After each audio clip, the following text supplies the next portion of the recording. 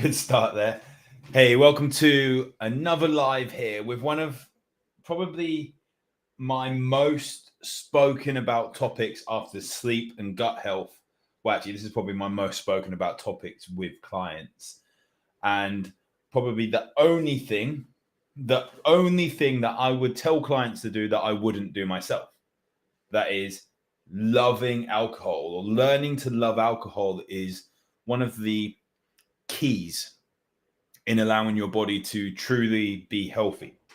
And what I mean by that is that, well, first off, I don't drink. I don't like the taste of alcohol. Hence why telling clients to learn how to love alcohol is much more important than me learning to love alcohol. And the only thing that I will ever ask you to do if you come on as a client that I am not prepared to do myself, because honestly, I don't see how people drink wine. I was speaking to one of my clients, Helen, last week that she's got a wine. She sells bottles of wine as well. There's someone at her event who sells wine. She's got her own company, I believe, Helen, with wine. And that I haven't found a wine that I actually like. And the same goes with alcohol or anything like that. If I have a cocktail and it's got rum or vodka or whatever it is in it, I end up saying this would taste so much nicer without the aftertaste of alcohol. But anyway, I digress. A lot of times when people look to get healthy, and we're seeing it during January a lot of the times, or October, Stoptober, dry January, all these things, is that people do seemingly struggle with cutting out alcohol, which is fine. And I spoke with a client when she started, it must have been 6 or 8 months ago now, quite a while back. And she said, look, I can't stop drinking alcohol. And I said, okay, let's rephrase that. Is the question, or is the statement you can't stop or you won't stop drinking alcohol? Because they're two completely different things. If you can't stop, then we need to look down more the addiction route of maybe we get some support in there, some other terms of therapy. But if you won't stop, that's a good place to be in, because that tells me you still have a choice. Now, we still have to go deeper into the emotional side potentially. And one of the things I work on with clients a lot, with a lot of success, is the emotional eating side. Why do we do certain things? Why do we eat certain things? Why do we drink certain things? But last week I was having a deeper conversation with a client, and she said to me, you know what, like, some of the times like we beat ourselves up, or I beat myself up over and over again because I'm having that drink, but I do just love wine. And you know what, that was a powerful moment, that she does just love wine. So why would we look to cut this thing out that people love? Now, using alcohol, as people say, to unwind at the end of the day or anything like that, that is something which can be massively detrimental. Just can. It can soon add up. So if you are having to use alcohol as something to unwind at the end of the day, maybe we don't look at the alcohol, we look at the underlying cause of the stress. And is it down to a habit? Is it down to something else that's going on? But what we first have to understand is, why does alcohol potentially hold us back so much from improving health?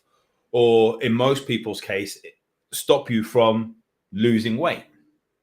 Now, when we have food, get into a little bit of science here. When we have food, it usually contains 3 different macronutrients: proteins, carbohydrates, and fats. So we have like 4 grams calories per gram in proteins and carbohydrates. And depending on the type of fat, 8 to 9 calories per gram when it comes to fats. And there is actually a 4th macronutrient. Yep, when people have been saying count your macros, and all those fitness professionals say track your macros, alcohol is actually a macronutrient. Now, one of the problems there is that due to legal reasons, for some reason, and I don't know why, it doesn't, even Googling it or asking around, the way that alcohol is labeled doesn't show roughly 7 calories per gram on the back of packets, on nutritional labels and things like that. So it can be very, very misleading when people say that vodka is very low calories. The alcohol in vodka has the same amount of calories as the alcohol in beer, as the alcohol in wine. That 1 gram or 1 unit of alcohol is around 1 gram of alcohol is around 7 calories, or is 7 calories, and 1 unit has 8 to 10 grams. So we're looking at around like 56. I can't do maths live. 8 grams of alcohol in 1 unit. 56 calories, I think. Correct me if I'm wrong in the comments. Say, Ollie, you don't even know how to add up 8 times 7. 56. And that doesn't include any of the other ingredients that are in that alcohol as well. So if there's other fruit juices, other flavorings, other ingredients in the beer, the hops, the yeast, all the other things that gets included with alcohol, which soon adds up. Now, one of the problems that we have also is that those 7 calories cannot be used for energy like the calories from fats, proteins, and carbohydrates. And your body has to burn them first before it then gets to the proteins, carbohydrates, and fats. And if we're still having the proteins, carbohydrates, and fats, those have more potential to get stored as fat. And I'm trying to keep it very, very simplified here. But what we're saying is that if you have an alcohol, there's more chance we're going to have fat from elsewhere. So what do we do with it? Well, I don't think the problem that we actually have is alcohol. I think the problem we have, apart from the emotional side or anything like that, the problem is not being able to detox effectively. Because if we can actually detoxify this alcohol and get it through our systems and out of our systems more effectively, which I work with a lot of people on, then as long as we're not literally taking the piss with the amount of alcohol we're having, we should be fine. And as long as we're not eating loads and loads of extra food, we should be fine. And when I look through my 6 stages of health, the 6 ways that we work with people, we want to get to a state where we are in a healthy place of maintenance. And in order to do that, we have to have good levels of cellular repair. Our body has to have a good ability to repair its cells. I think I need a glass of wine now. And in order to do that, we have to be able to remove toxins to detoxify. And in order to do that, we have to be able to go through detoxification systems. We have to be able to filter and drain the toxins. In order to do that, we have to have a good level of digestive support. And in order to do that, we have to have good neurological, and our neuroendocrine system has to work effectively. So if we have good brain function, we don't get loads of brain fog, we don't have high levels of stress and toxicity in the brain. That then signals good levels of gut health. So if we don't get random bloating, we get good digestion. That then allows us to get into a position where we can detoxify. Now, unfortunately, a lot of people do not detoxify as effectively as they could.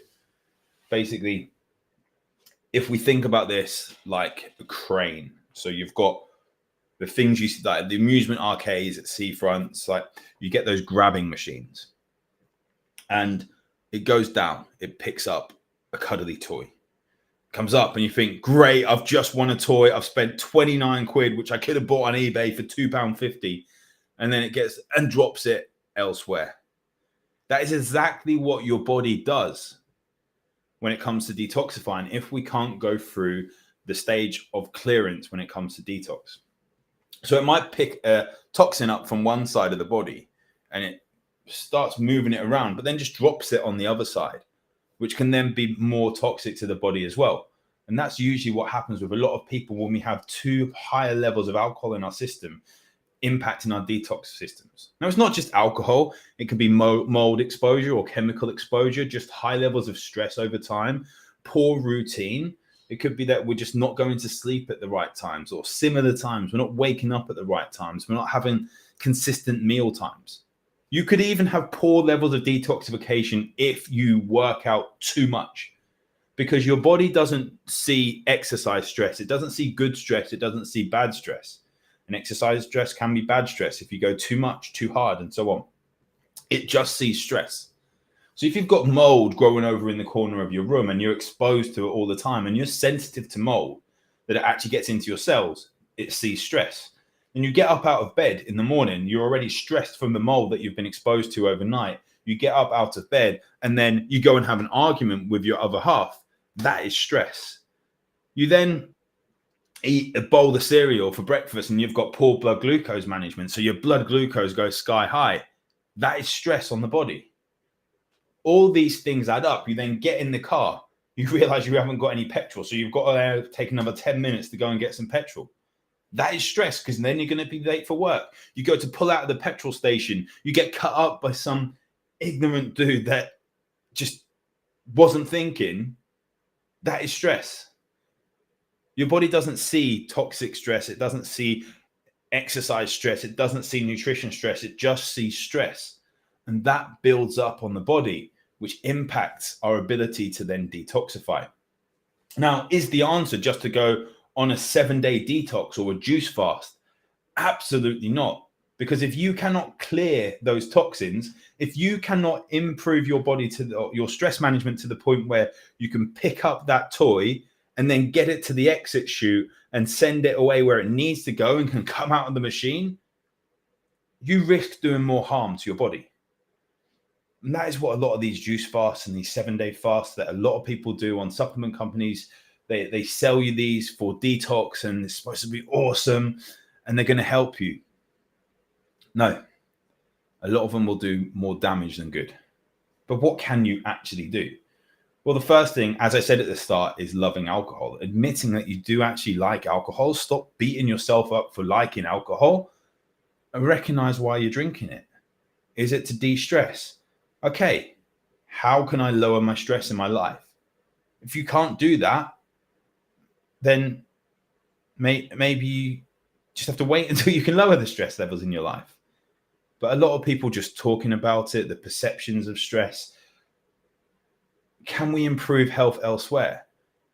If I'm not ready to drop the alcohol or lower the alcohol or learn to love the alcohol, can I improve stress levels elsewhere?